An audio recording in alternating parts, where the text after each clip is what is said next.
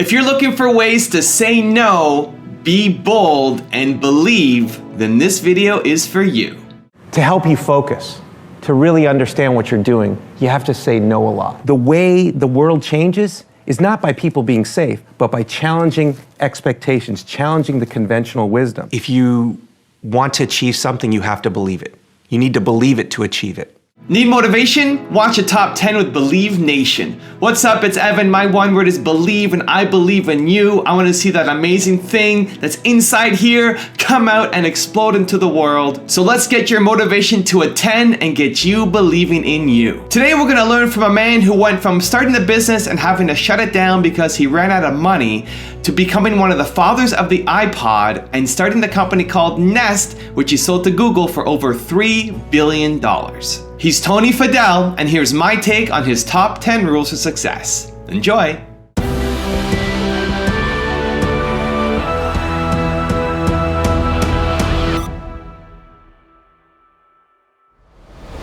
All right, up first, rule number 1 is lead with innovation. Tell me about the first time you met Steve Jobs. Andy Hertzfeld, who was one of the founders of General Magic, he had a birthday party. Steve happened to be there, and we talked for maybe a couple of minutes, but that was the very first time I ever met him. But then the next time I met him was literally to give the pitch for the iPod, what would become the iPod. You gave the pitch for the original iPod? Yeah, well, there was a whole team of us, but I was leading the charge of talking about what it was. It was literally a layout of what digital music could be, what the challenges were. There were 3 different concepts, and the one that we always saved for the end was the one we thought was best. It was the most expensive, it was the riskiest one, and Steve was very engaged and very much driving. We had a presentation, a deck, but he flips through the deck and then he just jumps around. There was no linear format. You just kind of just braced yourself for impact, and he would throw questions out and throw out conjectures, and you just sat there and you rolled with it, roll with the tide. So where did it end? Well, it ended at literally, we're going to do this, and Tony, we want you to lead it. I had been in other, executive presentations where it's like, oh, it's going to take 4 months to decide or whatever. It was from the beginning of the meeting, he was fully engaged, to the end of it was like, okay, committal, and we're going to do it. We're going to take on Sony. I said, we have to deal with Sony. He's like, we're going to get Sony. I'm like, but Sony's #1 in every audio category in the world for personal audio. How are we going to beat it? And he's like, no, we're going to do this. I love this as a powerful start. I got Jobs up on my wall. The guy's a master of leading with innovation. And I think it's also important that when you are presenting, you know who your audience is. If you're presenting to Steve Jobs, you better lead with innovation. If you're presenting to a venture capitalist, you might lead with something else, knowing who your audience is when you do your presentation. Up next, rule number 2, learn by doing. The thing with my studies and at the University of Michigan back at the time, and this was with all colleges for the most part, there were no projects in school. It was all about, okay, go memorize these things, go learn about these things, take tests, but there were no practical applications of it. And because I had been building things with my grandfather all those years, I'm like, I just want to build.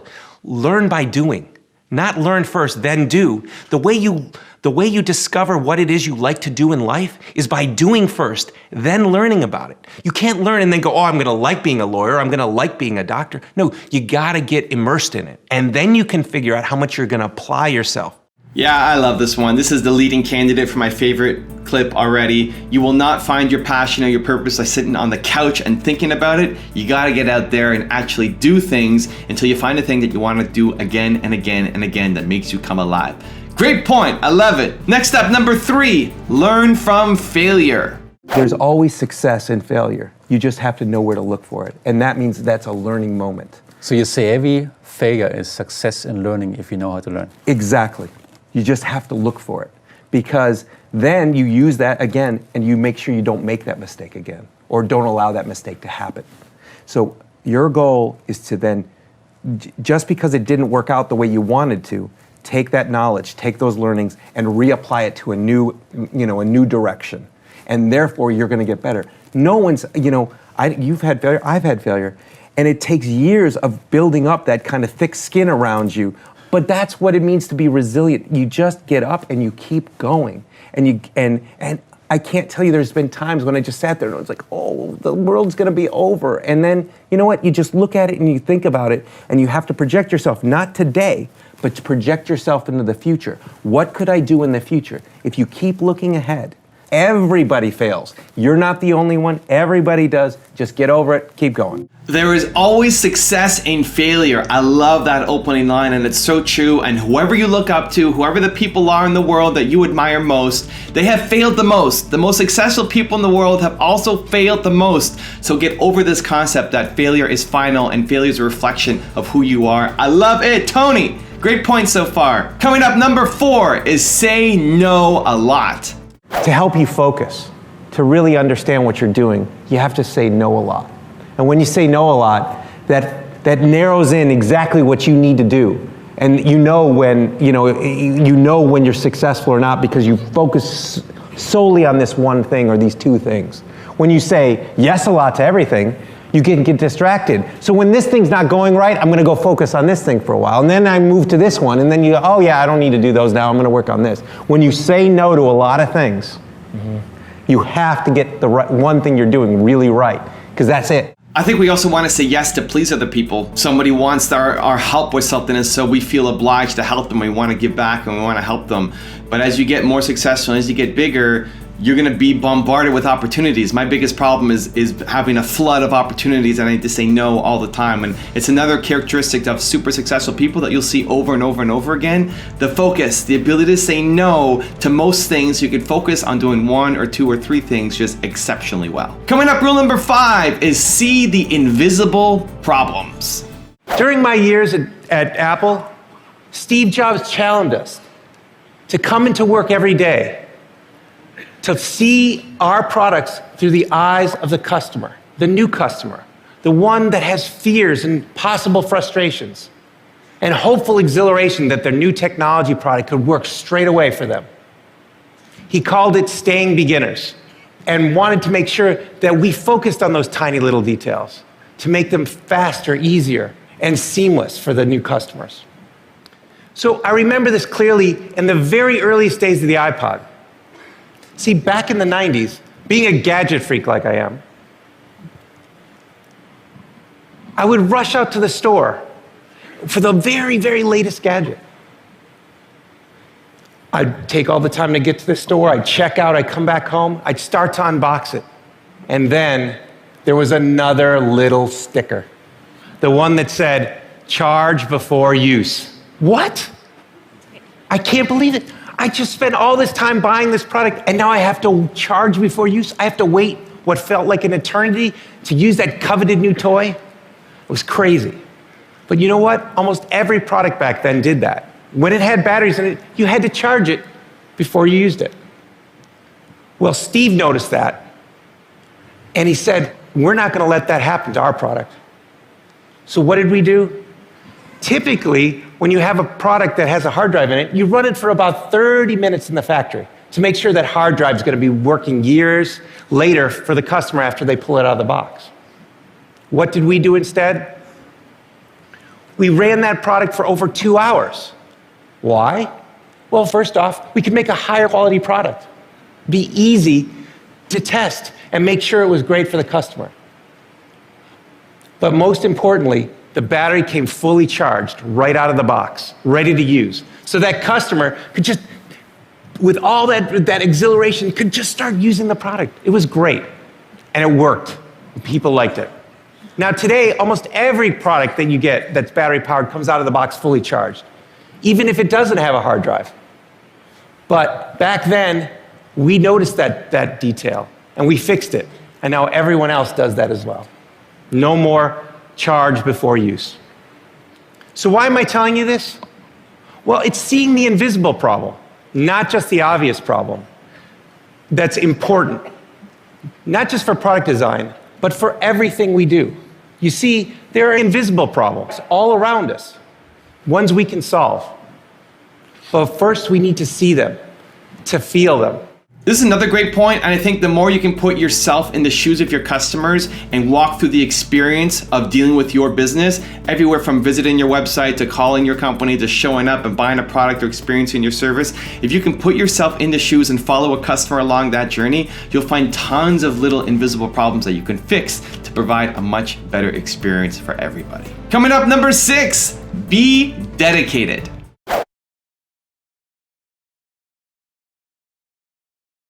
Well, the first thing to realize is don't believe everything you see in movies and read in books.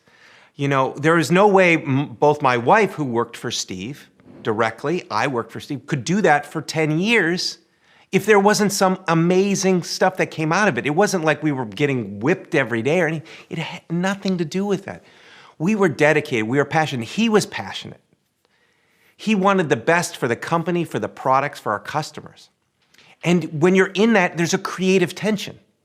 And he emotionally would show that passion sometimes. Sometimes it was, oh my God, this is the best thing ever.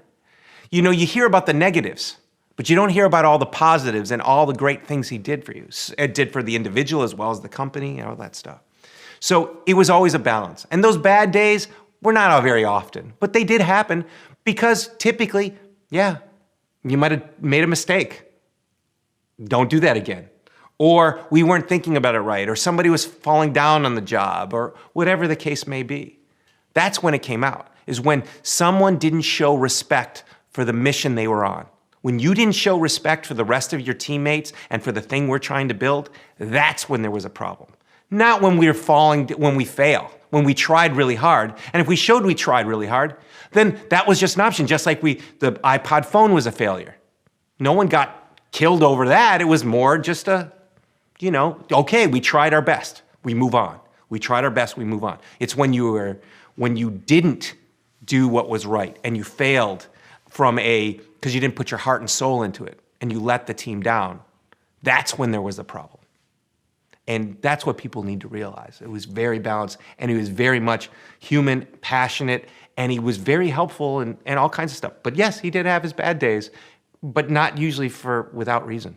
I really love the comment around he would get upset when you disrespected the mission. This is why it's so important that you have a mission for your business, that you have clearly defined core value, right? Your one word, you're on your path, and that you bring on the people who respect it, who love it, because it's just so much easier to do amazing work with them, and you get rid of the people who don't believe in the mission, who don't share the same value as you, because they're gonna do a much better job somewhere else and allow you to go a lot further, a lot faster. Another great clip. Let's move on to number 7. Follow your passion. So you went on to the University of Michigan, you studied computer engineering, and then in 1991 you moved to Silicon Valley. Yes, I worked with another guy to build a startup in high school. Oh, really? Right? We were doing mail order for Apple II and building and designing software and writing it for Apple II. Ultimately, I was so frustrated because we didn't have the internet then, right? And I thought, I need to get to Silicon Valley as fast as possible because I would be reading Macweek magazine religiously every week on the back. What are the rumors? What's going on? Right, so even back then you were obsessed with Apple. Oh, I was absolutely obsessed with all things computing in the 80s, and it first started with Apple II. You worked on the earliest mobile devices, like the precursors to this. At General Magic, at Philips, you started your own company, Fuse, and by the end of the decade, you probably knew more about mobile devices than literally anybody on the planet. I just kept doing the thing that I really love to do. This is another really important point that comes up over and over and over again with ultra successful people. You have to follow your passion. You have to follow your curiosity. Even if there's no clear way that you see how it's going to work out, there's no logical path forward, there's no final idea that is going to be created from this. You just are curious about it, you love it, you become the best at it, and opportunities come to you. Let's keep it moving. Number 8, take bold steps. After or when having an idea in my mind, what is the best practice to apply the idea and implement it and execute? Do you just start a company right away? Do you ask your parents? Don't ask your parents. Your parents are always going to validate you. That's a great idea. Do never ask your parents if it's a good idea or not. Ask you have great parents. Ask your spouse. I have great parents, but don't ask them. Because they're always going to say, that's wonderful, honey. It's great. They love you unconditionally. Whether it's a good idea or a bad idea, they're going to say it's great. You're saying your spouse is the opposite? Spouse is the opposite. They should be. They should be truthful. That's what you want as a great partner. So, no, it starts with an idea, and in Nest, it took almost a whole year before we started the company. The way that it first started was, well, how might I think I could solve this problem technically? So do I have enough of the pieces? Do I know enough of the things? And I said, yeah, I know that because I had enough experience on that. So you first had to research enough about what you think would be built in. Then after that, you started researching the market. So you have to remember when you're disrupting an industry, And if you have something dramatically different, if you have disruptive technology, then you can change a stagnated market. Yes. The way that I've seen it is that you have to start with the idea, what are you changing? And you have to take bold steps in terms of making something and trying it. Now you have to test, lots of testing. So you would make something and then you would go to some of the industry leaders or some of the people you really trust who are knowledgeable about a given area. And you'd say, what do you think? What do you think? And then you start to set your risk level based on how big the market is. I think the way the world changes is not by people being safe, but by challenging expectations, challenging the conventional wisdom. And if you want to change the world, you need to get out of the area of safeness. So it sounds like Tony had super supportive parents. I wouldn't default to thinking that all parents are going to be really supportive and say, that's a great idea, honey, go for it. But I agree that you don't really need your parents' permission either way, good or bad. You don't need their approval. You don't need their rejection either for you to go off and do your thing. Most importantly is that you do something. Get that idea out of your head, this bold, genius, amazing thing, and actually start taking action. That separates the people who actually go off and do amazing things from just the dreamers and the thinkers and the people who get stuck in their job and never have the courage to actually do anything bold. Let's go to number 9, believe. My wife always says, if you want to achieve something, you have to believe it. You need to believe it to achieve it. And Steve would believe something so passionately that, and it was, how can I say, it was educated. It was educated belief. It wasn't just this, just throw caution to the wind belief. But he was educated belief that we could do something. And that ability to get people convinced that this was the right way to go, that it was, scary and it's so unconventional, but this is the right thing. That's what made these discoveries happen, these inventions happen, because we all work together. He didn't come up with all the ideas, but he pushed us all to come together with the best ideas possible and sort and sift and put them together to make the best product. And you do have to distort reality if you want to change the reality we're living in. And people are like, they're so locked into the everyday that they forget there could be a whole nother thing that they're not seeing over here. And his job was to push us to see these other things. He saw them before we did, and he would push us to those unknown areas and go, yes, it's scary, yes, it's risky, but we're gonna go after, we're gonna make it happen. And that is as much of a skill and as important to Steve as any of his other traits, maybe the most important. So I initially thought rule number 2, learn by doing, was gonna be my favorite, but rule number 9, believe. It's on my shirt. It's gotta be my favorite. Let's wrap it up with rule number 10. Think younger. So my last piece of advice is to think younger. Every day I'm confronted with interesting questions from my 3 young kids. They come up with questions like, why can't cars fly around traffic? Or why don't my shoelaces have Velcro instead? Sometimes those questions are smart. My son came to me the other day and I asked him, hey, go run out to the mailbox and check it. He looked at me, puzzled, and said, why doesn't the mailbox just check itself and tell us when it has mail? I was like, that's a pretty good question. So they can ask tons of questions. And sometimes we find out we just don't have the right answers. We say, son, that's just the way the world works. So the more we're exposed to something, the more we get used to it. But kids haven't been around long enough to get used to those things. And so when they run into problems, they immediately try to solve them. And sometimes they find a better way. And that way really is better. So my advice, and that we take to heart, is to have young people on your team, or people with young minds. Because if you have those young minds, they cause everyone in the room to think younger. Picasso once said, every child is an artist. The problem is when he or she grows up, is how to remain an artist. We all saw the world more clearly when we saw it for the first time, before a lifetime of habits got in the way. Our challenge is to get back to there, to feel that frustration, to see those little details, to look broader, look closer, and to think younger. I love this example, and it also reminds me of the importance of having industry outsiders on your team, having that beginner's mind. I'm reminded of Naveen Jain, who's trying to become the world's first trillionaire and mine the moon and has all these ambitious projects and plans, and he always attacks something as a beginner, and he asks, why can't we do it this way? Sometimes when you're so locked into an industry, you can't see it from an outsider's perspective, and so having young people around you is great, having a young mind is great, but also having people, and maybe it's you, who's the outsider who's looking at it from a different perspective can help you find a unique solution.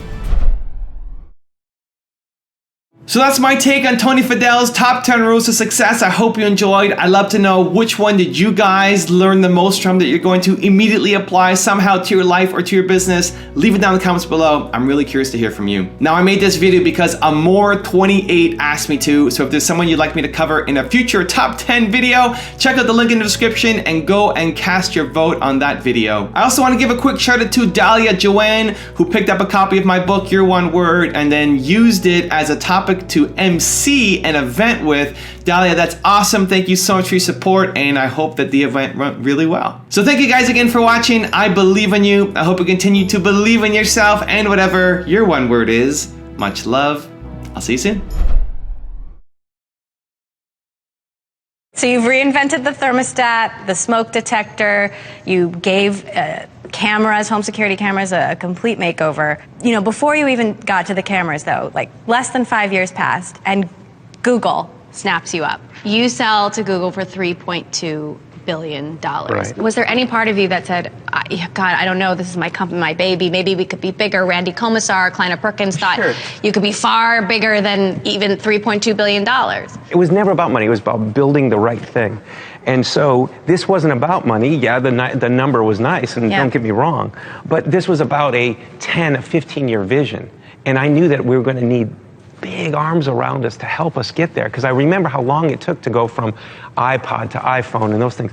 And you need a lot of resources to do that. Just to be standalone, people would go, oh, you need to go public. Oh, you need to raise more money. I didn't want to go public. So when you saw that number, when you had the gut feeling, you just had to go with it. It's like when you get married, you never know what it's going to be like on the other side. You trust your gut, you've done all the analysis, but at the end of the day, it's all about emotional decision. It's not a rational one. What is your advice for someone over 50 years old to transition into new technologies?